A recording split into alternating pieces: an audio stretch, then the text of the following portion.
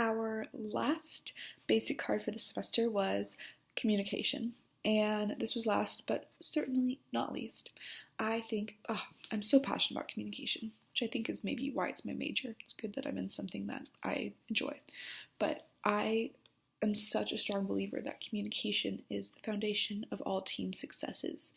I think when people are able to be genuine and feel like they're heard and can voice their opinions without fear of judgment, I think that's when collaboration happens, innovation starts, when people are able to clearly articulate goals, then they can clearly define steps to get there and then meet them. And communication is just so valuable.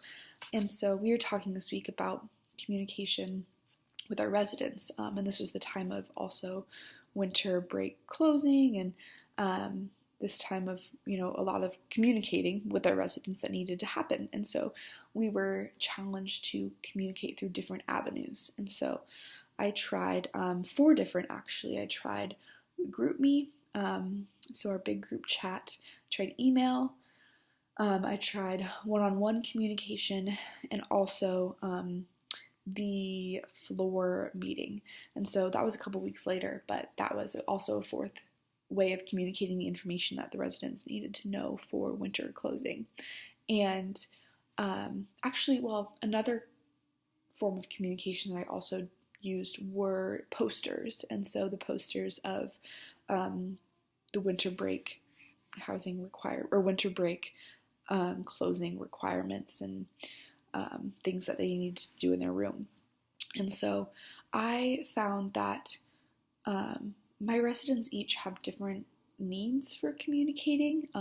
Some check email more frequently. Some aren't even on the GroupMe, and I can encourage them to be on it, but if they, I can't force them to be on the GroupMe, or unmute the GroupMe, and so it's my job to then figure out still how to get that information to them. And so I found email is actually really valuable because we have to check up for school anyways, and so if I put something in the subject line, such as time sensitive or read by a date, then they know what is expected of them, and they know that it's something that is needed to be read sooner rather than later.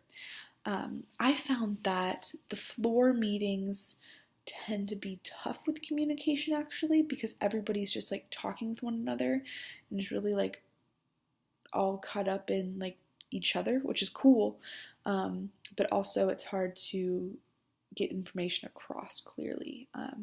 I did find that posters are beneficial for communicating meeting times, but not so much just winter, or not the actual information that needs to be communicated. And so I think having the posters up to reiterate that information of, throwing trash away, moving things away from walls, just the things that I had already stated in other avenues of communication, that is really helpful, because I can direct residents to a certain place to go find more information if they need it. But as the main form, I came to the conclusion that email works best because it's something that every single student has to have, and every single student has to check to be successful academically. And so them always being on it and always being updated on it is beneficial. And so I found that GroupMe is good for communicating meeting times, as our posters in the hall. One-on-one is great, whether it be texting or in person. That's ideal, but I didn't have time to communicate with all 20 plus residents of these are the things we need to do for winter break, and it just didn't work in our schedules. So email is great for more information, if there's a list of things to know or whatever, and if it's something that is time sensitive, email works best with my residents.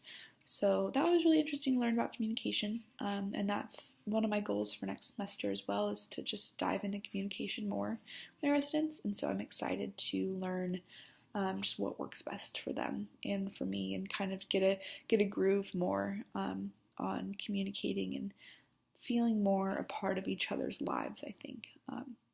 Communication is just huge, so incredibly valuable. So I'm excited to dive into it more next semester.